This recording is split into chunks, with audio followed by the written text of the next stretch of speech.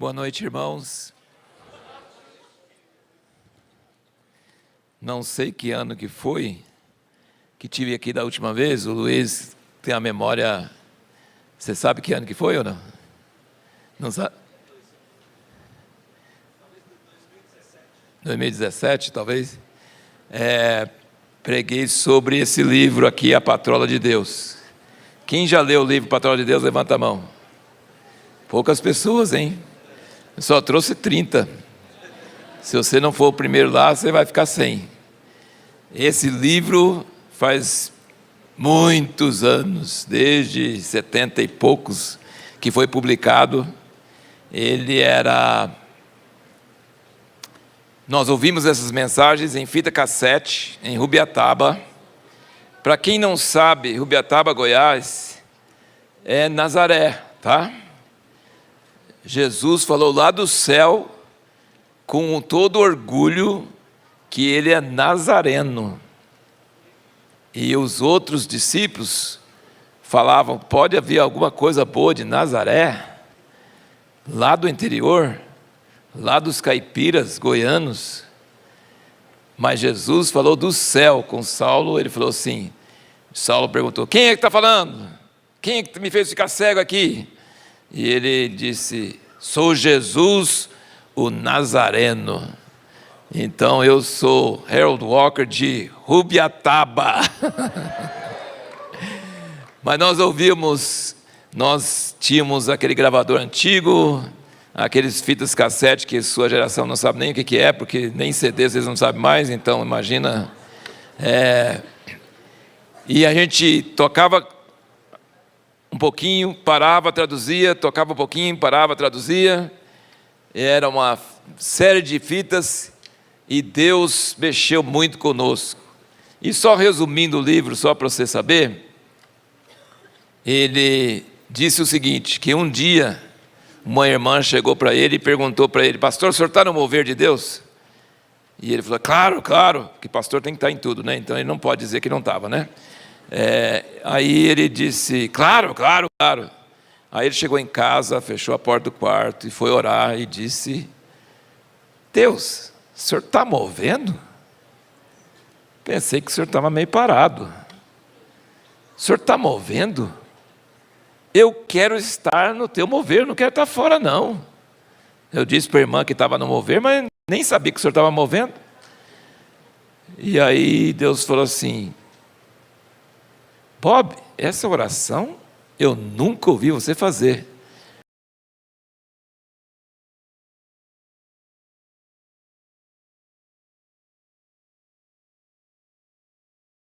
Sim, melhorou, mas eu preciso mais uma vez, que com Deus sempre é 3, né? Sempre é 3.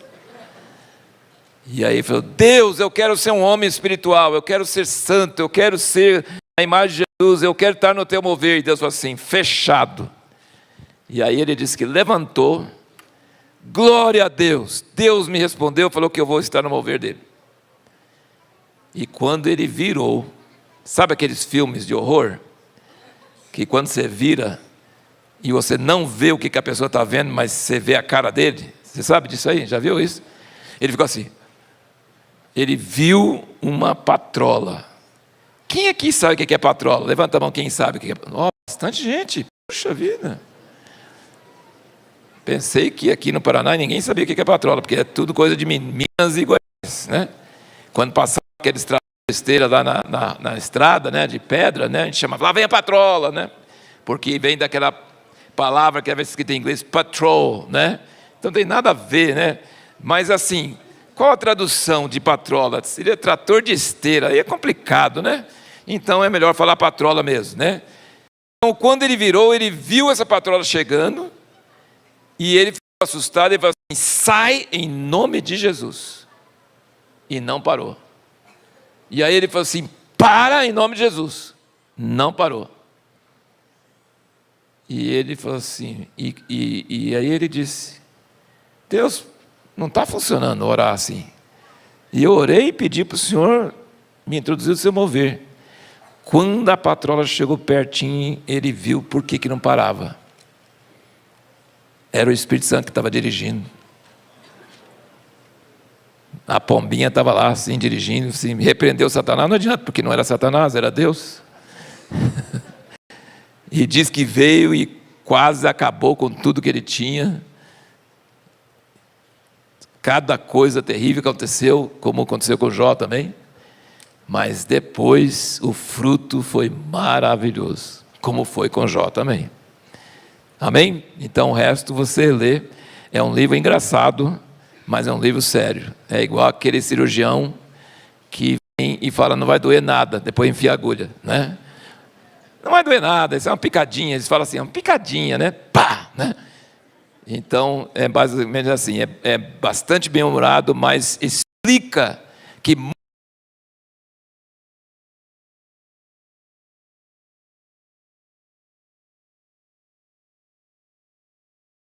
Jó. Alguém já leu o livro de Jó? Aí, bastante mais gente, né? Jó não fala o nome do diabo nem uma vez. Assunto do Jó não é com o diabo. O assunto dele é com Deus. Nosso assunto não é com o diabo, não. É com Deus. Porque Deus controla o diabo. Amém? O diabo não faz nada que Deus não permite. Então, nosso assunto é com Deus. Se Deus está fazendo aposta com o diabo, aí é problema de Deus com ele. Mas meu problema é com Deus. Então, vai essa dica desse livro que eu trouxe aí. Eu trouxe vários livrinhos que o Senhor me dirigiu para publicar o ano passado. O primeiro dele aqui é No Vale da Sombra da Morte. Esse aqui foi apenas uma palestra que eu ia dar, nunca sonhei, mas foram as coisas que eu aprendi quando descobri em janeiro de 2023 que estava com câncer. Não tinha chance nenhuma, naturalmente falando, de ter câncer. E estava lá, meio grogue lá, tinha acabado de fazer colonoscopia, ainda sob efeito de anestesia, e sem meu óculos eu não enxergo nada.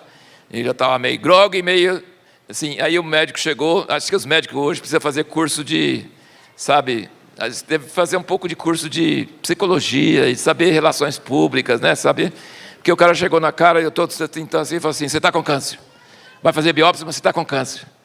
Se eu fosse uma pessoa meio sugestionável, eu tinha morrido de ataque de coração, né? Mas nunca imaginei que estaria com câncer.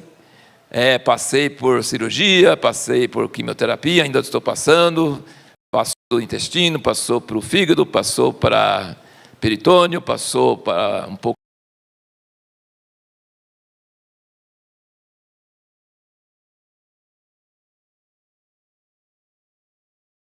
Bom, nós ficamos 0-0. Eu sempre pensei que diante da morte eu ia ficar com medo, ia duvidar da verdade da palavra de Deus e tudo mais, mas não tive problema nenhum. Eu falei assim, se é para morrer, morro uma boa. A Bíblia diz, quem morre descansa. Nossa, então... Aí... Meu irmão morreu em dezembro, eu falei com inveja dele. Falei, pô, Deus, podia ter me levado, né?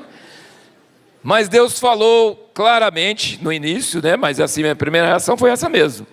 Sinceramente, não era mérito nenhum, é graça de Deus pura que dá para a gente essa reação inesperada. Não tive nenhum problema sobre isso. Mas Deus tem falado claramente que não é para a morte. E quando falei fomos fazer a primeira entrevista, a primeira consulta com o... Como é que fala? O oncologista. Ele falou assim, minha esposa falou assim, mas ele não faz nada das 10 coisas que fala que dá câncer no intestino. Então ele não podia dar. Aí o médico fala na cara dura, olha aqui, está na cara dura, ele fala assim, mas essas pessoas aí que morrem de câncer. Se chama humor negro, né? Aí minha esposa olhamos para ele meio assim, ele falou, não, é porque os outros morrem primeiro. Os outros morrem de diabetes, de ataque de coração e tal, mas os saudáveis, eles morrem de câncer depois. Então, esse é o consolo que ele dava, né? Mas eu nunca pediria isso, eu sempre digo para as pessoas que a gente deve orar para as coisas boas e nunca deve orar para a coisa ruim. A Bíblia fala que a gente deve orar para os governantes do país, para que nós tenhamos paz, que o país esteja em paz, para que o evangelho prospere e tal. Não quer dizer que vai acontecer, mas Deus fala que a gente deve orar para isso. Pessoalmente, aviso você, vai um aviso assim de graça, vai ter inflação violenta até o fim de 2025. Violenta. Seu dinheiro vai perder todo o valor. Nós estamos caminhando numa direção, mas a Bíblia diz que vai acontecer isso. Agora não ora para isso não, ora para Deus abençoar o governo, ora para Deus nos dar sabedoria, ora para Deus reverter as coisas. Pode orar, e deve orar, a Bíblia fala para fazer isso. Mas, se Deus vai fazer, outro assunto. E aí nesse livro eu compartilho que Deus tem me ensinado coisas que eu jamais trocaria.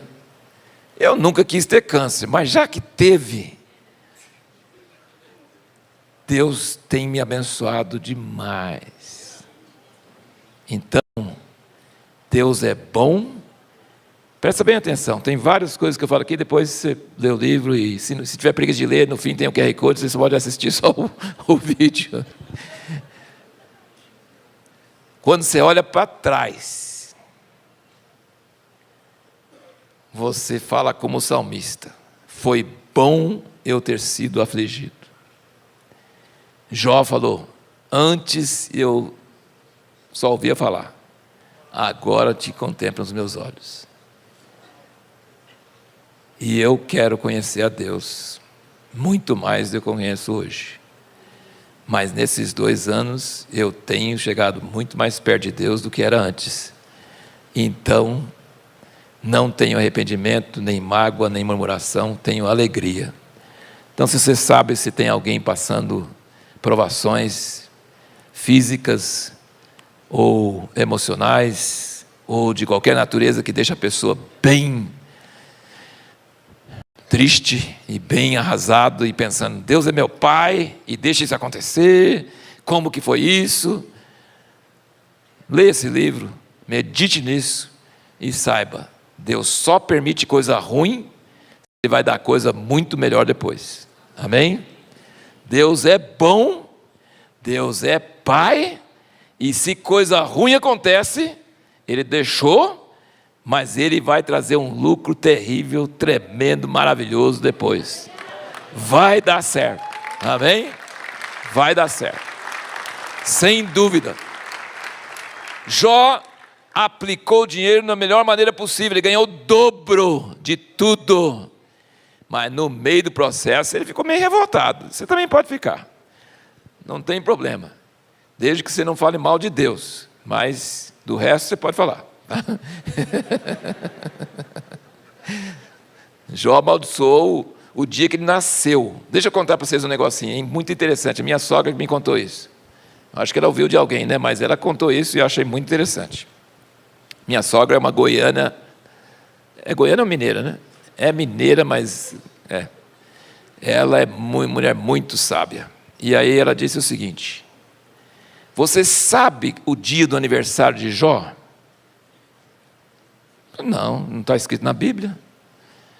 Aí ela falou assim: todos os meses tinha 30 dias. Aí Jó amaldiçoou o dia que nasceu, de tanta raiva que ele estava. Eu tinha que ter morrido ao nascer. Eu não podia ter vindo para esse mundo para sofrer esse tanto que eu estou sofrendo. Maldito o dia que eu nasci. E que esse dia não apareça no calendário. Pode ler na Bíblia que isso está escrito, tá? Não está escrito o dia do aniversário dele, mas está escrito que não apareça. O dia 30 de fevereiro ficou tão assustado que sumiu. E a maldição foi tão forte.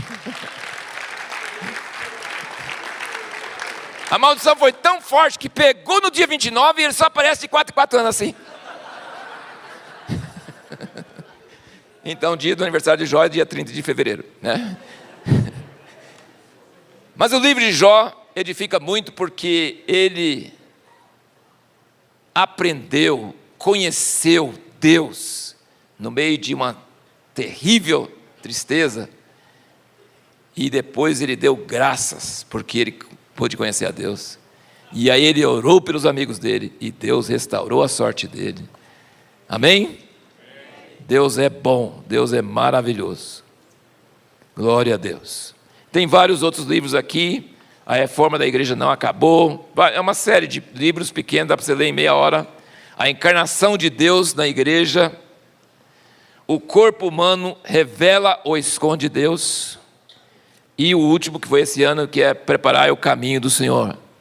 Esse livro aqui é muito importante, porque, olha bem, não foi minha intenção, mas parece que nós estamos falando sobre patrola, sobre trator de esteira, sobre provação. E quando você lê em Isaías, quando ele diz, preparai o caminho do Senhor, eu sempre fiquei meio encucado, porque parece que está falando que Deus é um avião que precisa de pista de pouso. Ele criou o universo, é só fazer assim, desce, pronto, precisa preparar o caminho. E ainda usa aquela linguagem que é, abaixa os montes, levanta os vales, endireita o tortuoso, parece que está fazendo a rodovia Bandeirantes. A patrola, é uma coisa assim, terraplenagem e tal. Eu falo assim, Deus, mas o Senhor criou o universo, precisa de alguém preparar o seu caminho? Mas aí o pastor Luiz falou sobre Lucas, né? Onde explica sobre isso, né? Esse ministério de preparar o caminho. O caminho do Senhor não é um caminho físico. Ele não precisa de pista de pouso, ou estrada nivelada, ou tirar as curvas, não. Mas ele precisa de um povo preparado, cujos corações estão alinhados, para que ele não volte e todo mundo fala assim, o que você está fazendo aqui? Não, mas eu queria fazer outra coisa. Eu queria que o senhor viesse, mas mais para frente. Entendeu? Ele quer um povo preparado. Corações contritos. Corações apaixonados. E ele precisa então que se prepare o caminho dele. E aqui a gente fala sobre vários aspectos da prática dessa preparação para o caminho do Senhor. Aleluia. Vamos orar um pouquinho, vamos pedir a Deus para abrir nossos corações. Senhor Jesus, nós estamos aqui na Tua presença e eu tenho plena convicção que minhas palavras não vão resolver nada, mas que a Tua palavra fica para sempre. Então eu peço que o Senhor tenha liberdade de falar conosco alguma coisa nessa noite que vai nos tocar, que vai mexer conosco, que vamos sentir que é o Senhor falando e não uma pessoa falando, mas o Senhor falando, que vai começar a mexer com as engrenagens do nosso coração. Senhor, a Tua palavra é viva, a Tua palavra é eficaz, e nós queremos que a Tua palavra venha a nós nessa noite.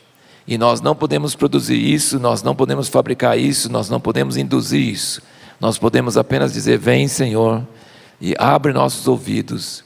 E o Senhor prometeu dar ao Espírito Santo, que é o melhor professor, que Ele esteja presente aqui nessa noite, ungindo nossos corações, nossos ouvidos, e nós possamos ter essa graça de ouvir alguma palavra do Senhor nessa noite, para os nossos corações. Amém. Eu quero falar um pouquinho com vocês sobre a presença de Deus. Imagina, é o tema, né? A presença de Deus, no original hebraico, não é presença. Todo lugar que fala presença, não é presença. Não é essa palavra presença. Eles não tinham, sei lá, acho que não tinha, porque toda vez que fala presença, fala outra coisa. Eles falam face. A palavra no original é face. Então, presença é estar diante da face de Deus. É estar na presença, não é verdade? Se vocês estão na minha frente, então vocês estão em frente da minha face. Uma vez eu tive uma experiência muito marcante com uma pessoa endemoniada. lá em Rubiataba. Nós estávamos num círculo, era uma prostituta que tinha sido batizada, mas estava endemoniada mesmo. E nós estávamos num círculo ao redor dela, com os olhos fechados. Eu era rapazinho nessa época. Com os olhos fechados, e quando ela virava, ela estava no meio, tentando achar um jeito de sair, e nós estávamos orando, e com os olhos fechados. Quando ela virava para o lado da gente, com os olhos voltados para a gente sentia um frio, sem enxergar. A gente sentia aquele frio invadindo a alma. Aí quando ela virava de costas, aliviava. Quando virava para a gente, de novo, com o olho fechado. Eu lembro disso até hoje. A presença de Satanás traz opressão. Quando você entra numa casa, quando você entra num lugar, quando você entra num ambiente, quando você entra em pessoas onde há Satanás operando, você sente essa presença. Então, a presença espiritual, tanto de Satanás como de Deus, são notáveis. E essa presença é pelos olhos, tá? Quando nós estamos diante da face de Deus, e nossos olhos estão olhando os olhos dele, é coisa tremenda e terrível. Porque Deus não é brincadeira, não.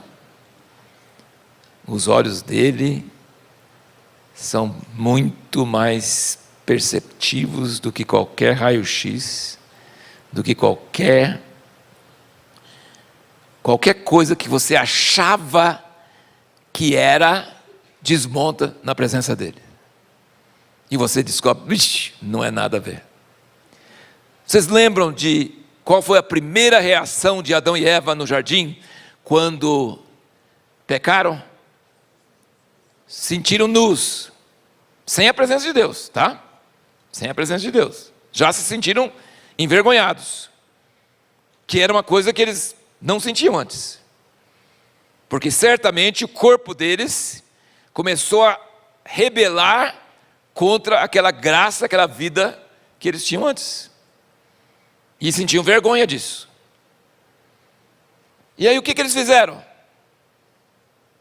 Folhas de figueira. Eu até hoje não consigo entender isso. Gente, alguém já viu folha de figueira? Pinica, que é um negócio horrível. Eu pegaria folha de qualquer outra árvore, menos de figueira. Mas eles pegaram folha de figueira, costuraram e vestiram folha de figueira. E falaram assim, opa, resolveu. O problema da vergonha foi embora, estamos tranquilos, estamos numa boa. Presta bem atenção, gente, que estou mexendo com você e comigo, tá? A Bíblia diz que vestes são as nossas obras. As nossas vestes são as nossas obras. E a Bíblia fala, na Bíblia inteira, que as suas obras boas são trapos de imundícia. Que tudo que você se orgulha de ter feito, e fala assim, Deus, eu posso ser ruim, mas igual a esses outros aí, eu não sou não. Não é verdade? A base da fofoca é essa, né? Sabe, a diversão maior da terra é fofoca.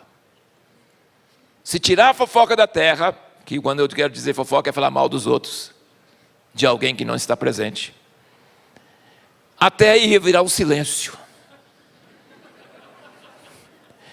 E Deus ia falar assim, o que aconteceu? Ninguém está falando mal do outro mais. As redes TV, televisão, internet, tudo ia parar. Porque 90% é falar mal de outros. Nós temos uma tendência de falar mal dos outros porque nos faz sentir melhores, nos faz sentir cobertos, nos faz sentir com a razão. Eu posso ser ruim, mas fazer isso aí eu não faço. E a Bíblia diz que diante dos olhos de Deus isso some, isso desaparece, e isso é uma terrível decepção. E se eu puder avisar você nessa noite, meu irmão, minha irmã, visitante, pessoa que já se entregou a Jesus, pessoa que ainda não se entregou, Não confie em suas obras. Não pense que você vai chegar diante de Deus e vai dar certo, porque não vai dar. Não vai dar. Quando Deus veio no jardim, no final da tarde, o que Adão e Eva fizeram? Zarparam. Esconderam. Adão, cadê você? Cadê você? Eu ouvi a tua voz e me escondi porque estava nu. Mas não estava nu. Tinha feito folha de figueira. Diante de Deus, está nu. Uma vez, eu vi o testemunho de um irmão que, não sei se foi em sonho, não sei se morreu de verdade, assim temporariamente, mas diz que ele estava assim diante da presença de Deus, e estava com aquele montinho de obras que ele fez, orfanatos e obras sociais e coisas boas que ele fez, e estava todo contente, achando que estava certo, e quando a presença de Deus chegou, queimou tudo, ele ficou sem nada. Ele falou assim: Deus, deixa eu voltar para a terra. E Deus fez ele voltar e ele escreveu sobre isso. E uma outra coisa, eu não sei, vindo aqui eu lembrei muito do pastor Miguel Piper, muitos anos que eu conheci ele, foi muito, muito maravilhoso, muito bom. Eu acho que ele contava isso, mas não tenho certeza, mas eu vou contar de qualquer forma. Tinha uma senhora, qual que é o doce favorito do curitibano? Porque nos Estados Unidos é torta de maçã.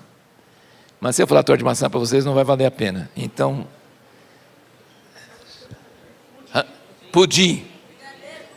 Não é sagu, não? Não, é doce. Vamos falar que é pudim, tá? Vamos falar que é pudim. Tem um outro negócio que o pessoal faz de banana, que o pessoal falou da outra vez. Banoffee. Vamos ver, quem quer que seja pudim, quem quer que seja banoffee?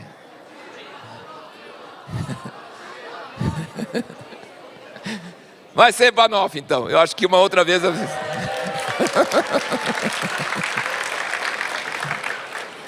Aí tinha uma senhora que morreu e chegou lá no céu, na sala de espera lá, e estava todo mundo assim, sentado ali, assim, vai fazer entrevista com Deus e vai definir sua eternidade. Sabe, isso é tudo uma historinha, tá? Não é Bíblia não, tá? Só gravar isso, tá? É uma parábola, tá? É uma parábola que tem sentido, mas tipo assim, então a gente pode enfeitar um pouquinho mais, né? Dizer assim, nessa entrevista com Deus, ia definir se ele ia morar numa mansão ou numa barraquinha lá no Cafundó de Judas lá. Entendeu? Dependendo do que ele fez, do que ele não fez, né? O galardão, essas coisas todas. E aí, essa senhora chegou lá e estava todo mundo na sala de espera, nervoso. Puxa vida, como é que vai ser minha entrevista? Será que Deus vai agradar do que eu fiz na minha vida? Será que eu fiz suficiente? Será que vai dar certo? Todo mundo nervoso. E ela chegou lá e falou assim: gente, eu não estou igual a vocês não. Eu estou tranquila. Porque todo dia da minha vida eu fiz banoffee para Deus. Todo dia eu fiz. Eu estou tranquilo, não sei.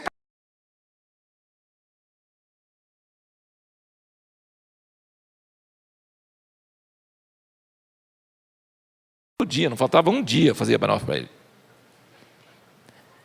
Aí chegou a vez dela. Entrou lá dentro e falou assim: oh Deus, como vai? Fiz banoffee para o Senhor todo dia. E sabe o que Deus respondeu? Presta bem atenção que esse negócio é sério. Ele olhou para ela e ele falou assim: eu não gosto de banoffee.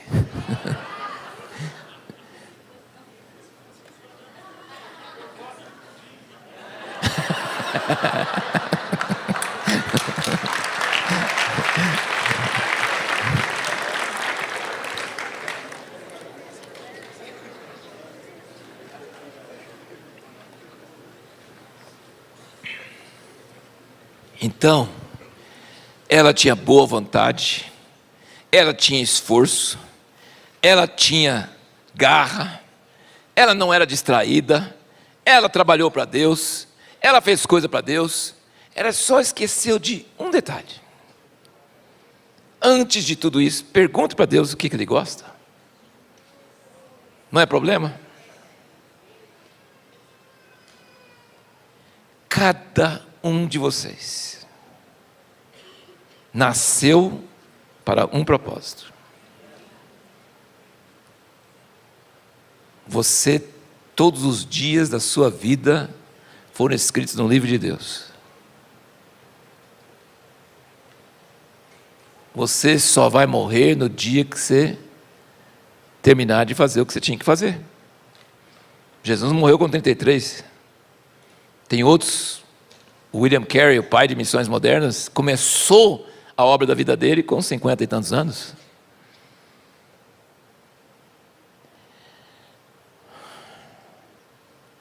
E ninguém pode dizer para você o que Deus quer que você faz. Ninguém.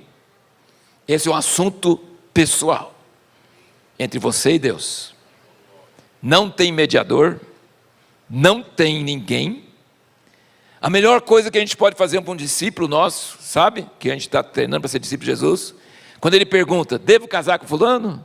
Devo pegar esse emprego? Devo mudar de cidade? Eu não sei. Mas se você quiser, podemos juntos buscar a mente de Deus. Que nem a sua, nem a minha, nem de seus parentes, nem da cultura, é de Deus. Deus quer mexer com nossas vidas, usar nossas vidas. E o seu maior alvo na vida tem que ser Deus. Quando eu chegar aquele dia, eu quero que o Senhor olhe para mim e fale: servo bom e fiel, você fez o que eu queria que você fizesse. Você não fez coisa da sua cabeça. Você não fez coisa que você achava que era bom. Você não fez coisa que os outros falaram que é bom. Você fez o que eu queria que você fizesse. E se Deus quiser, amanhã de manhã, amanhã à noite, nós vamos desenvolver bem mais esse assunto. Porque a presença de Deus conosco é pelo Espírito Santo hoje. E Ele pode nos capacitar a fazer exatamente o que Ele quer que a gente faça. Amém? Ele é Deus conosco. Ele é Deus que não nos deixou órfãos. Não vos deixarei órfãos. Voltarei e estarei com vocês. Ele está conosco. E muitos de nós estamos vivendo como órfãos, tentando convencer Deus para fazer alguma coisa para nós. Tentando fazer alguma coisa para Deus, sendo que nós não conseguimos. E nós precisamos do Espírito Santo nos falar, nos capacitar e nos ungir para que as nossas obras não sejam nossas, mas sejam dele. E assim vai ser agradável ao Senhor. Amém? Vamos meditar comigo um pouquinho agora, então. Eu quero meditar um pouquinho com vocês sobre o que é fé. O que é comunhão com Deus. O que é crer no invisível.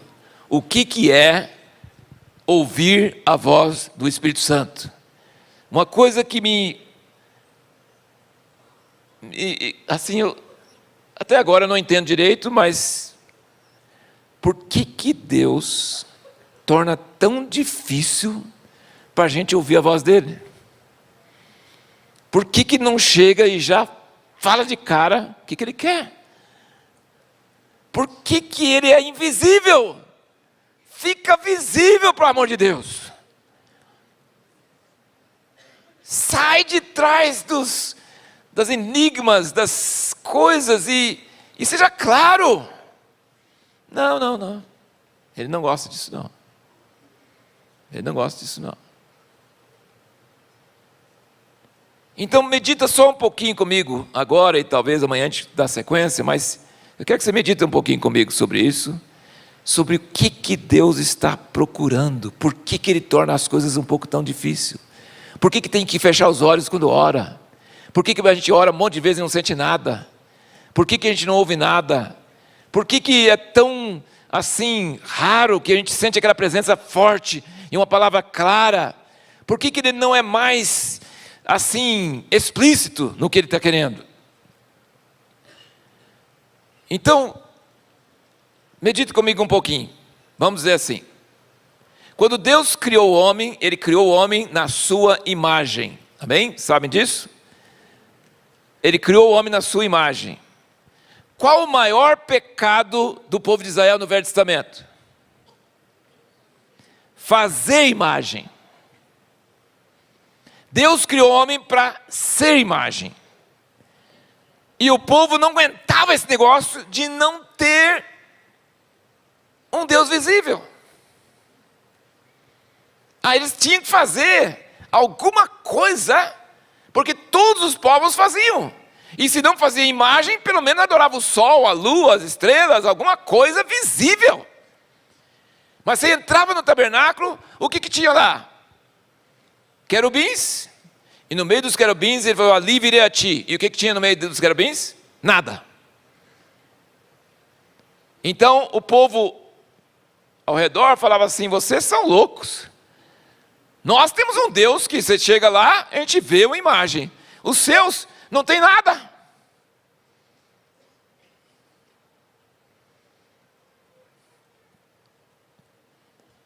Esse é um conflito do Velho Testamento inteirinho.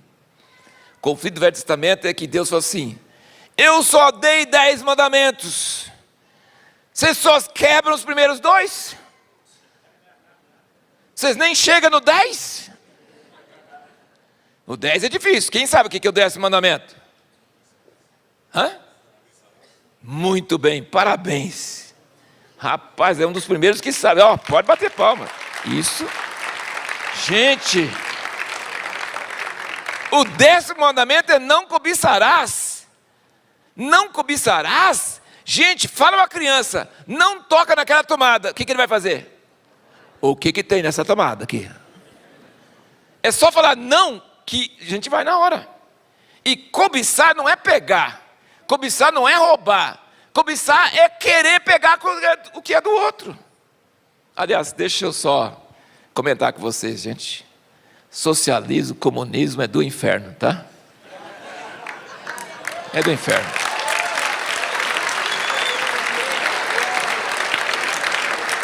Sabe por que é do inferno? Porque Deus é a favor da propriedade privada.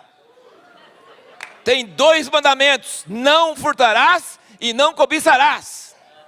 O que é do outro, o que é meu, é meu.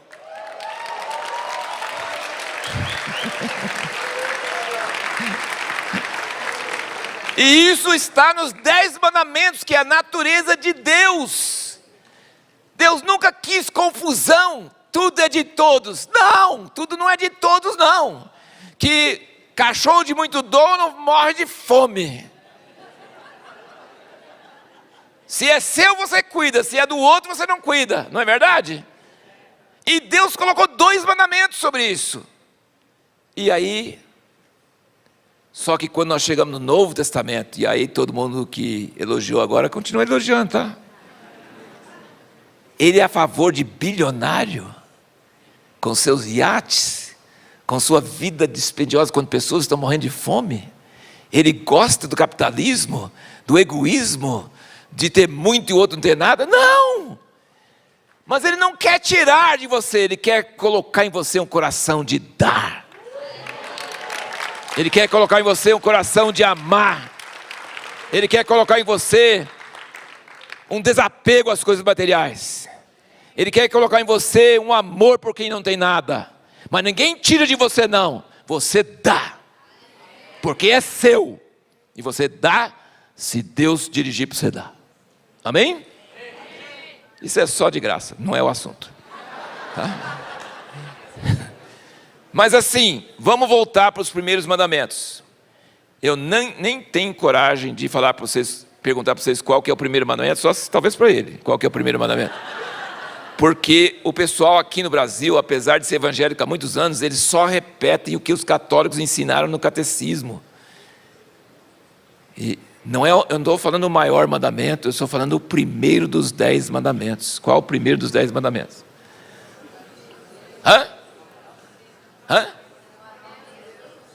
Católico. Desculpa, mas não é só vocês não. Todo lugar onde eu vou é assim. Não terás outros deuses. Eu falo sobre isso, gente. Gente, quantos aqui são casados há mais de 40 anos? Levanta a mão. Eu estou levantando a mão porque eu estou 44. Gente, não tem ninguém aqui casado há mais de 40 anos? Puxa vida. Já teve vezes que você não amava a sua esposa? Seja franco, fala a verdade.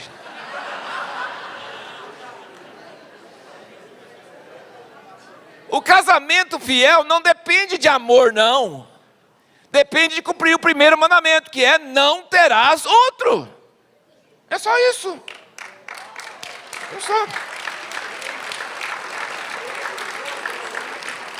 O amor vai chegar. O amor vem maior. O amor cresce. Glória a Deus por isso. Mas essa não é a base do casamento. A base do casamento é não terás outro. Pode brigar, pode quebrar xícara, pode ir embora emburrado para casa da mãe, sabe? Pode separar por um tempo porque não aguenta mais esse cafajeste, entendeu? Pode, não tem problema nenhum, o casamento está em pé. Mas o dia que tiver outro, quebrou. E primeiro dos 10 mandamentos, quando Deus casa com o povo dele, ele diz: não terás outro. Ele não fala que tem que amar, não. Tem que não ter outro. Agora, quando todo mundo que falou, o primeiro mandamento é amarás o Senhor teu Deus, aí é em Deuteronômio 6, e Jesus disse que resume toda a lei e os profetas, tá? Mas não é o primeiro dos 10, é só isso. Então o primeiro mandamento é não terás outro, e o segundo é não farás imagem, não farás para ti imagem. Eles não conseguiam passar desses dois. Toda vez fazia imagem. E aí Deus ridiculariza isso no Velho Testamento. Ele fala, você pega um pedaço de pau, queima um pedaço para fazer pão, e depois faz um ídolo e prostra diante dele. Tem dó. E desculpa, assim, isso é meio escrachado, mas Deus foi escrachado, então eu vou ser um pouquinho também. Se a minha esposa fosse me trair, que nunca vai acontecer, mas se ela fosse me trair, tem que ser com um cara bonito. Porque se for feio, a desfeita é muito maior. Se não, traiu, mas olha a peça aí, né? Não, Deus fala assim, eu sou Deus, eu criei o universo, eu tirei eles do Egito, eu fiz tudo para esse povo, e eles me trocaram por um pedaço de pau.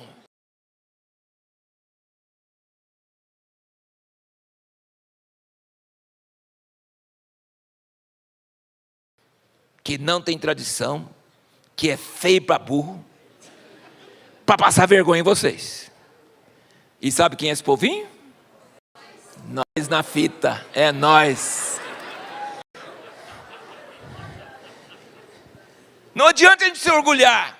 Nós somos a igreja. Nós somos feio. Nós não somos judeu que tem tradição, que tem prêmio Nobel, que ensina os meninos a ler desde pequeno. Não, nós somos um povinho sem Ele é sem nem beira, é feio demais mesmo. E Deus nos pegou para fazer raiva neles. Para falar assim, vocês lutaram, vocês tentaram, mas olha o povo porque você...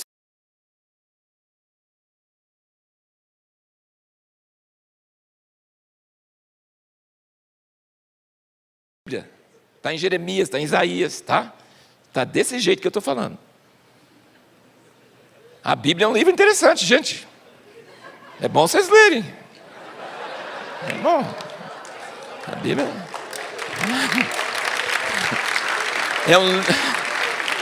é um livro divertido, é um livro maravilhoso, é um livro onde a presença vem quando você menos espera. Em passagens que você nunca sentiu nada. É impressionante. Mas Deus nos criou para ser imagem, não para ter imagem. Ele não quer que você veja. Ele não quer que você tenha certeza. Ele não quer que seja uma coisa externa que você controla. Eu tenho um problema com pessoas que falam, Deus me falou. Porque a pessoa que fala, Deus me falou, daqui 2 semanas ele fala outra coisa que Deus falou, que é o contrário. Eu falei assim, me resolve qual dos dois? Nós temos que falar assim, eu sinto, eu penso, eu senti, eu acho. Seja humilde. Porque nós somos falhos, conhecemos em parte. Com o tempo, a gente vai vendo melhor. Com o tempo, as coisas vão acontecendo, a gente sabe.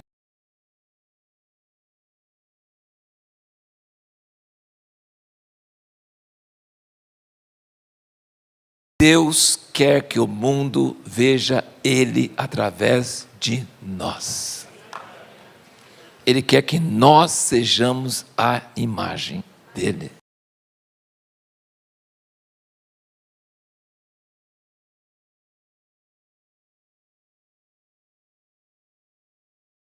Que você ame Ele, que você conheça a voz dEle, que você faça coisas que os outros acham louco, mas para você não é louco, porque você ouviu a voz, porque você sabe que foi Ele que falou. Você não está inventando a sua cabeça, você não está arrumando ideias, você não está lendo livros e copiando o que o livro fala. Não, você ouve a voz do Espírito Santo. E você não tem absoluta certeza, mas à medida que vai caminhando e vai praticando, você vai experimentando, e as pessoas olham para você, você é louco. Eu falei, não, eu não sou louco. Eu ouço a voz, e eu obedeço essa voz, e eu ando em cima dessa voz. Pode parecer arriscado, mas não é, porque eu tenho algo onde colocar os meus pés. Não sei quantos de vocês já assistiram Indiana Jones. Já assistiram alguma vez? Em busca do cálice perdido. Vocês viram que uma vez ele teve que pôr o pé no ar em cima de um lugar onde, se ele caísse, iria virar pó. Vocês viram? E toda vez que ele punha o pé, aparecia uma coisa de baixo. Mas ele tinha que pôr o pé primeiro. Sabe? Fé e andar com Deus, e andar na presença de Deus, é você tomar riscos, é você, na prática, não na conversa, é na prática depender de Deus, crer na voz de Deus, experimentar a presença de Deus, e aí você anda e Deus confirma seus passos. Amém? Eu estou lendo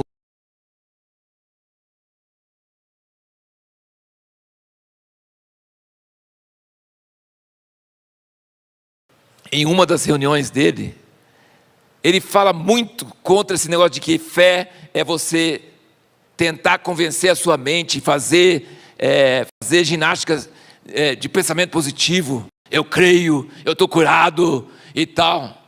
Não, isso é ciência cristã. Fé não é pensamento positivo. Fé é ouvir a voz de Deus e obedecer. Fé é de Deus. Não vem de nós, não. Vem de Deus. É em cima da palavra de Deus. Deus fala em nossos corações e a gente obedece.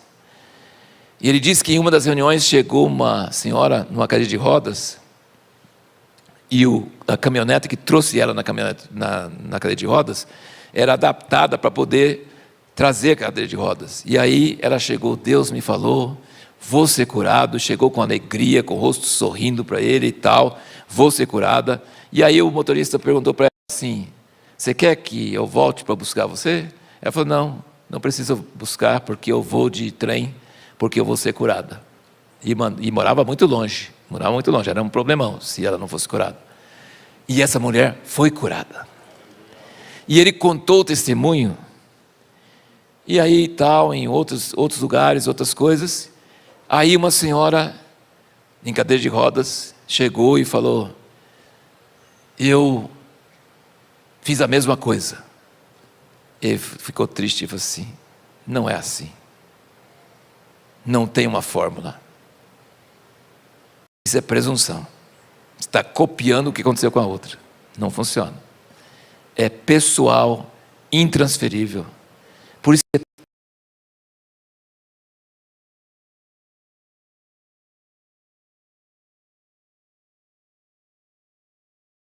a voz do Espírito Santo em nossos corações. Amém? Eu acho que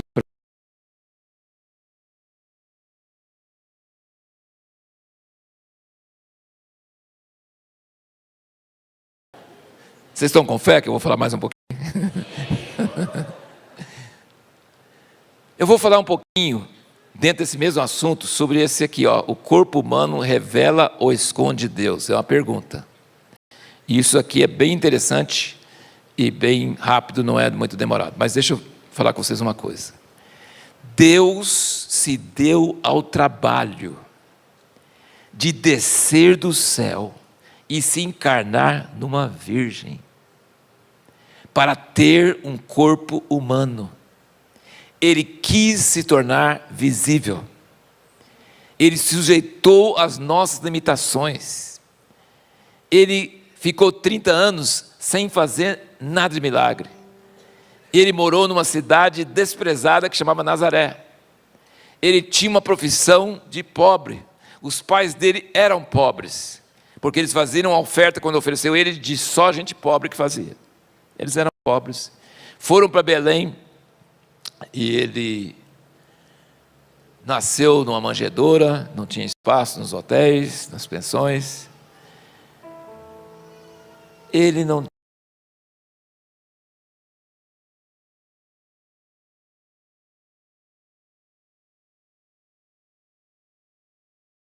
vivendo uma vida de rubiatabense.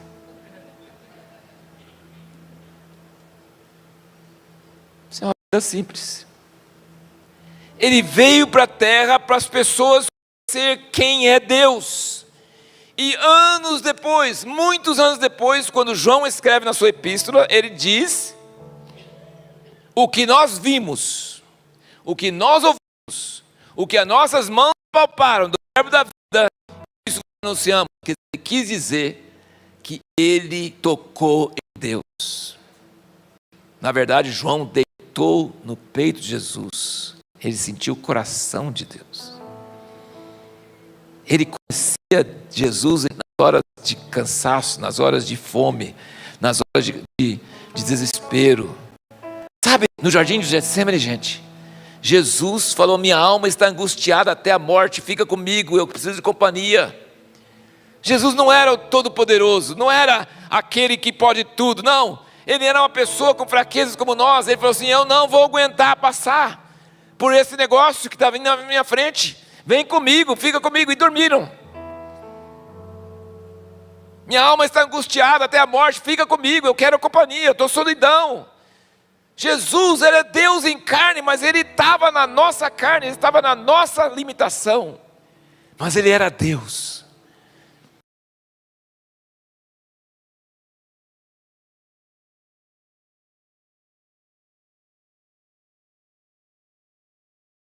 Deus se fez carne e habitou entre nós, e vimos a sua glória. Quando você lê sobre a mulher samaritana, quando você lê sobre a mulher que tocou na orla das suas vestes,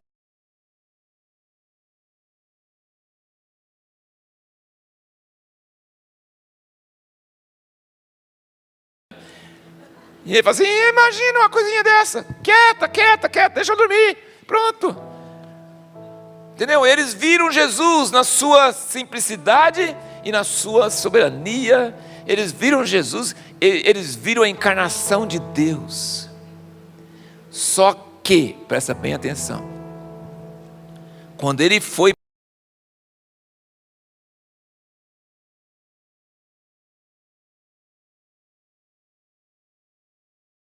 Todo-Poderoso, não pôde fazer 40 milagres. Sabe por quê?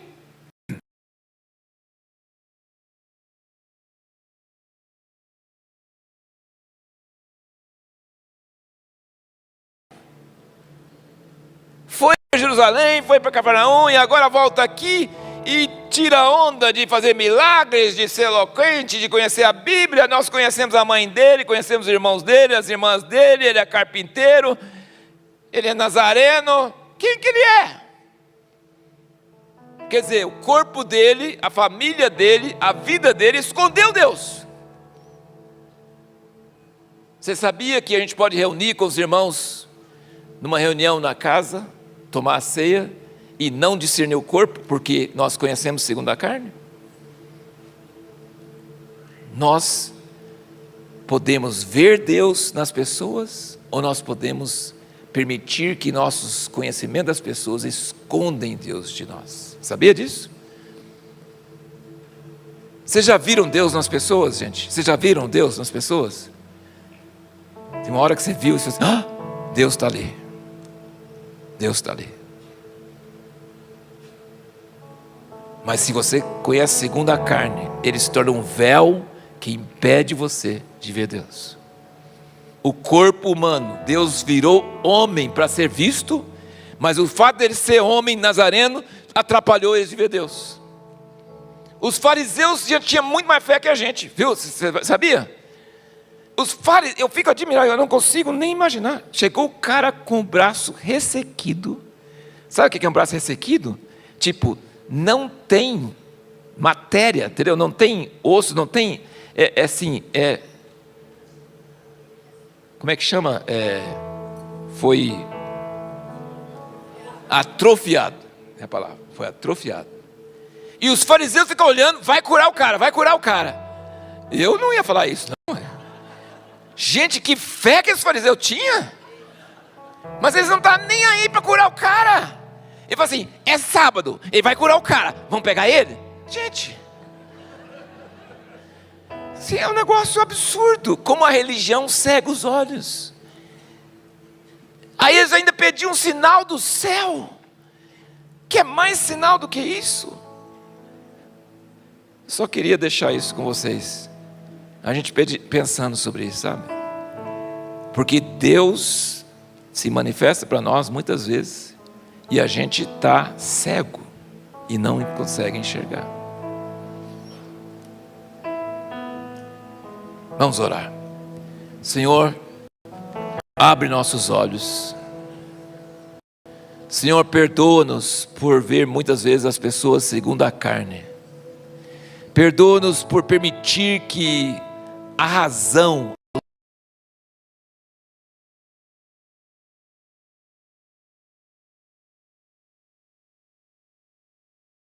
sensíveis.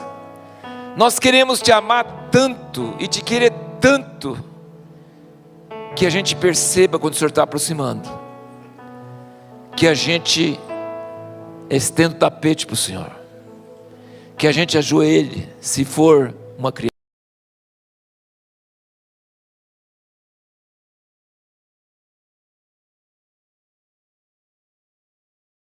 honrar a tua presença. Nós queremos reconhecer quando alguém fala conosco e não é essa pessoa, é Deus falando conosco. Nós queremos não permitir que nosso julgamento da pessoa, nosso conceito da pessoa, obscureça a nossa visão. Nós não queremos ser igual aqueles nazarenos que não permitiram que o Senhor fizesse milagres. Nós queremos ter fé, nós queremos ter expectativa. Abre nossos olhos, lava nossos olhos, para que nós possamos ver e possamos honrar a tua presença. É isso que nós pedimos, em nome de Jesus.